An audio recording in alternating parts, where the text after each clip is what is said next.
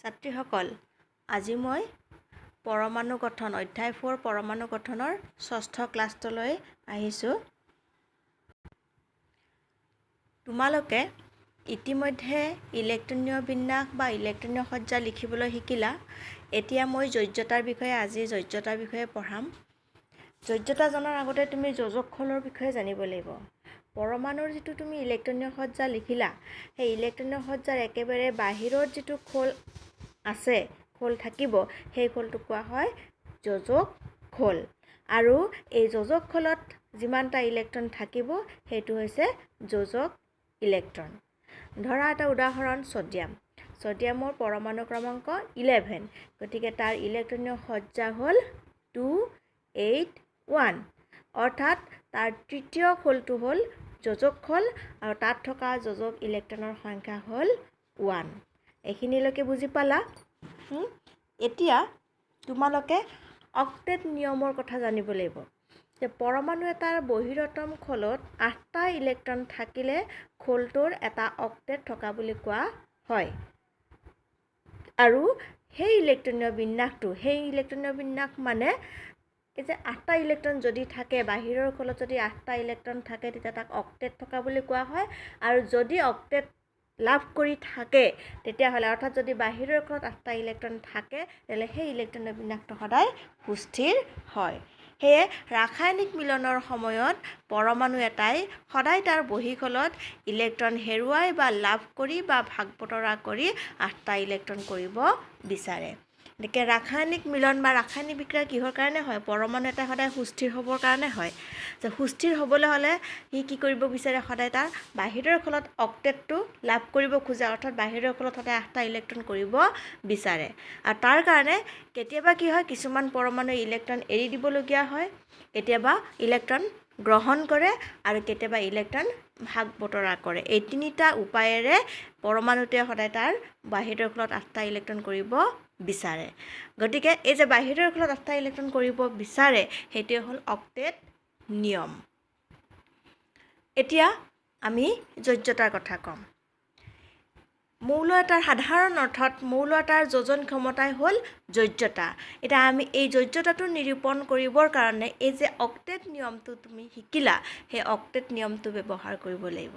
যে ৰাসায়নিক মিলনৰ সময়ত পৰমাণু এটাই তাৰ বহিঃখোলত অক্টেট লাভ কৰিবলৈ, কাৰণ ৰাসায়নিক মিলন কিহৰ কাৰণে হয়? সুস্থিৰ হ'বৰ কাৰণে হয়। আৰু সুস্থিৰ হ'বলৈ হ'লে তাৰ বাহিৰৰ খোলত 8টা ইলেক্ট্ৰন হ'ব লাগিব। গতিকে অক্টেট লাভ কৰিবলৈ সি কি কৰে? ইলেক্ট্ৰন লাভ কৰে বা ইলেক্ট্ৰন গ্ৰহণ কৰে বা ইলেক্ট্ৰন ভাগ বতৰা কৰে। এই তিনিটা উপায়েৰে সি অক্টেট লাভ কৰে। কৰাওঁতে সি যিমানটা ইলেক্ট্ৰন লাভ কৰে বা যিমানটা ইলেক্ট্ৰন হেৰুৱায় বা যিমানটা ইলেক্ট্ৰন ভাগ বতৰা কৰে, অৰ্থাৎ ৰাসায়নিক বিক্ৰিয়াৰ সময়ত সি যিমানটা ইলেক্ট্ৰন ব্যৱহাৰ কৰে, সেই সংখ্যাটোৱে হৈছে তাৰ যোজন ক্ষমতা বা যোজ্যতা। বুজি পালানে? ধৰা ছডিয়াম, মই কৈছিলোঁৱে যে ছডিয়ামৰ ইলেক্ট্ৰনীয় বিন্যাস 281। বাহিৰৰ খোলত তাৰ কেইটা ইলেক্ট্ৰন আছে? এটা ইলেক্ট্ৰন আছে। গতিকে সি বাহিৰৰ খোলত 8টা ইলেক্ট্ৰন কৰিবৰ কাৰণে তাৰ ক্ষেত্ৰত দুটা উপায় আছে। বুজি লোৱা, তোমালোকে লিখি ল'ব পাৰা বহীত 281। এতিয়া চোৱা, তাৰ বাহিৰৰ খোলত 8টা ইলেক্ট্ৰন কৰিবৰ কাৰণে তাৰ ইলেক্ট্ৰন লাভ কৰিব নে হেৰুৱাব নে ভাগ বতৰা কৰিব, সেইটো নিৰ্ভৰ কৰিব তাত কেইটা ইলেক্ট্ৰন আছে। যদি তাত এটা ইলেক্ট্ৰন আছে, ইলেক্ট্ৰন লাভ কৰিবলৈ হ'লে তাত 7টা যোগ হ'ব লাগিব। আৰু যদি সি ইলেক্ট্ৰন এৰি দিয়ে, সি এটা ইলেক্ট্ৰন এৰি দিলেই হৈ যাব, হয়নে? গতিকে ছডিয়ামে কি কৰিব? 7টা ইলেক্ট্ৰন গ্ৰহণ কৰাতকৈ এটা ইলেক্ট্ৰন এৰি দিয়াটো বেছি সহজ হ'ব। গতিকে সি এটা ইলেক্ট্ৰন এৰি দিব। যিহেতু সি এটা ইলেক্ট্ৰন এৰি দিলে, গতিকে তাৰ যোজ্যতা হ'ব 1। তেনেকৈ মেগনেছিয়াম 282, তাৰ বহিঃখোলত কেইটা ইলেক্ট্ৰন আছে? দুটা ইলেক্ট্ৰন আছে। গতিকে সি দুটা ইলেক্ট্ৰন এৰি দিব। দুটা উপায় থাকিব, যে হয় দুটা ইলেক্ট্ৰন এৰি দিব, নহ'লে 6টা ইলেক্ট্ৰন লাভ কৰিব। 6টা লাভ কৰিলে 2 আৰু 6 8টা হ'ব। আৰু যদি সি দুটা এৰি দিয়ে, তেতিয়াহ'লে কি হ'ব? তাৰ বাহিৰৰ খোলটো দ্বিতীয় খোলটো হৈ যাব আৰু তেতিয়া তাত 8টা ইলেক্ট্ৰন আছেই। গতিকে সি দুটা লাভ কৰিব নে দুটা এৰি দিব নে 6টা লাভ কৰিব? নিশ্চয় সি দুটা এৰি দিব, কাৰণ যিটো সহজ হ'ব সেইটোৱে কাম কৰিব। গতিকে সি কি কৰিব? দুটা ইলেক্ট্ৰন এৰি দি তাৰ বাহিৰৰ খোলত 8টা ইলেক্ট্ৰন কৰিব। আৰু তেতিয়া সি সুস্থিৰ হ'ব। এনিৱে মুঠৰ ওপৰত কি পৰমাণুটোৱে সদায় সুস্থিৰ সজ্জা লাভ কৰিব বিচাৰে, সি ইলেক্ট্ৰন লাভ কৰিয়েই হওক বা ইলেক্ট্ৰন এৰি দিয়েই হওক, বা ইলেক্ট্ৰন কেতিয়াবা কেতিয়াবা কিছুমানে ভাগ বতৰাও কৰে, একদম মাজত যেতিয়া থাকিব তেতিয়া সি ভাগ বতৰা কৰে। গতিকে সেই যিটো সংখ্যা, সেই সংখ্যাটো হ'ল যোজ্যতা। কাৰ্বনৰ ক্ষেত্ৰত কাৰ্বনৰ ইলেক্ট্ৰনৰ বিন্যাস 2 4, বাহিৰৰ ফলত 4টা ইলেক্ট্ৰন আছে, গতিকে সি 4টা ইলেক্ট্ৰন কি কৰিব এৰি দিব বা গ্ৰহণ কৰিব, কিন্তু কাৰ্বনে সেই দুটা কামেই নকৰে। কাৰ্বনে কি কৰে 4টা ইলেক্ট্ৰন ভাগ বতৰা কৰে, ভাগ বতৰা কৰি সি কি কৰে তাৰ বাহিৰৰ ফলত 8টা ইলেক্ট্ৰন কৰে, অৰ্থাৎ তাৰ যোজ্যতা 4। গতিকে মৌল এটাৰ যোজ্যতা নিৰ্ভৰ কৰিব তাৰ বাহিৰৰ ফলত থকা ইলেক্ট্ৰনৰ সংখ্যাৰ ওপৰত।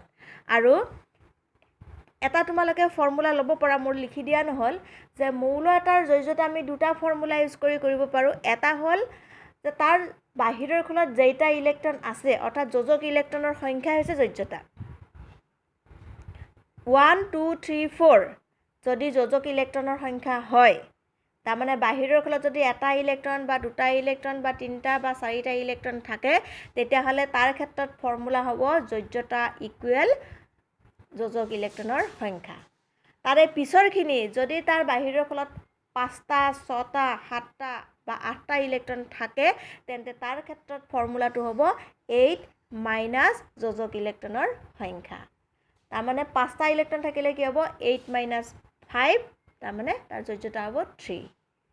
বুজি পাইছা? যদি বাহিৰৰ ফলত 8টা ইলেক্ট্ৰন থাকে কি হ'ব 8 মাইনাছ 8, তাৰমানে হ'ব 0, তাৰ যোজ্যতা হ'ব 0। আৰু যোজ্যতা 0 তুমি পাবা যিখিনি নিষ্ক্ৰিয় মৌল, যিখিনি নিষ্ক্ৰিয় গেছ। তোমালোকে পৰ্যাবৃত্ত তালিকা পঢ়িলে পাবা 18 বৰ্গৰ মৌলবিলাকৰ যোজ্যতা সদায় 0। আৰু এটা কথা মন কৰিবা, হিলিয়াম, মই ইয়াত চোৱা, এই যে মই ভেলেন্সি অফ ফাৰ্ষ্ট 20 এলিমেণ্ট মই এখন লিষ্ট পঠিয়াইছোঁ। হাইড্ৰজেন চোৱা, হাইড্ৰজেনৰ বাহিৰৰ ফলত এটা ইলেক্ট্ৰন আছে, গতিকে তাৰ যোজ্যতা হ'ব 1। হিলিয়ামৰ ক্ষেত্ৰত চোৱা, তাৰ বাহিৰৰ ফলত 2টা ইলেক্ট্ৰন আছে। অৱশ্যে ইয়াত মই ইলেক্ট্ৰনীয় সজ্জাটো দিয়া হোৱা নাই, তোমালোকে ইলেক্ট্ৰনীয় সজ্জাটো নিজে লিখি চাব লাগিব। হিলিয়ামৰ ক্ষেত্ৰত 2টা ইলেক্ট্ৰন আছে, তাৰ বাহিৰৰ ফলত 2টা ইলেক্ট্ৰন আছে। আৰু এটা কথা তোমালোকে জানাই যে প্ৰথম খোলটোত মেক্সিমাম 2টা ইলেক্ট্ৰনেই থাকে, গতিকে সেই খোলটো কি হৈছে সুস্থিৰ হৈ আছে। এই হিলিয়ামটোক বাদ দি তাৰমানে হাইড্ৰজেন আৰু হিলিয়ামে তাৰ বাহিৰৰ ফলত 2টা ইলেক্ট্ৰন কৰিব। হিলিয়ামৰ যিটো 2টা অলৰেডি আছে, গতিকে সি ইলেক্ট্ৰন আৰু গ্ৰহণ নকৰে, গতিকে তাৰ ক্ষেত্ৰত যোজ্যতা হ'ল 0। হিলিয়াম এটা নিষ্ক্ৰিয় মৌল। হিলিয়াম, নিয়ন, আৰ্গন এইবিলাক হৈছে নিষ্ক্ৰিয় মৌল। আৰু হিলিয়ামেই হ'ল অকল 2টা ইলেক্ট্ৰনেৰে সুস্থিৰ হোৱা এবিধ মৌল, কাৰণ হিলিয়ামত প্ৰথম খোলটোহে থাকে, দ্বিতীয় খোলটো নাথাকে। গতিকে তোমালোকক এই লিষ্টখন ইয়াত দিয়া হৈছে, যে ভেলেন্সি এইবিলাক তোমালোকক দিয়া হৈছে। প্ৰথম লিষ্টখনত মেগনেছিয়ামলৈকে আছে, আৰু তাৰে পিছৰ লিষ্টখনত তোমালোকৰ 20 নম্বৰ এলিমেণ্ট কেলছিয়ামলৈকে আছে। এইখনত কেলছিয়ামলৈকে যোজ্যতাখিনি দিয়া হৈছে। তোমালোকে ইলেক্ট্ৰনীয় বিন্যাসটো লিখি চাবা, আৰু মই কোৱা ফৰ্মুলাটো তোমালোকে ব্যৱহাৰ কৰি চাবা। কি যোজ্যতা ইকুৱেল টু কি যোজক ইলেক্ট্ৰনৰ সংখ্যা নাইবা 8 মাইনাছ যোজক ইলেক্ট্ৰনৰ সংখ্যা। তোমালোকে আজি এইখিনি পঢ়ি বুজিবলৈ চেষ্টা কৰিবা। আজিলৈ ইমানতে মই সামৰিছোঁ।